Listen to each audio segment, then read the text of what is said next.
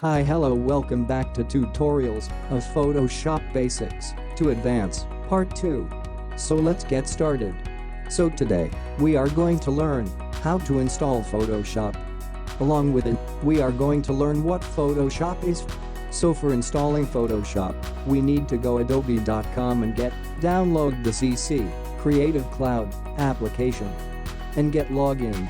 And then once you start your free trial.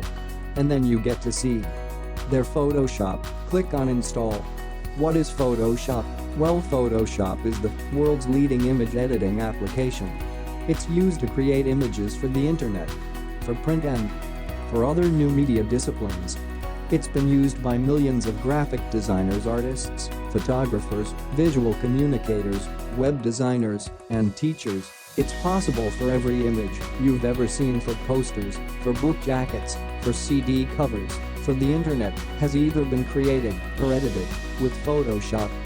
It's an incredibly powerful tool, and it's used to enhance and edit images, photographs and pictures of all kinds.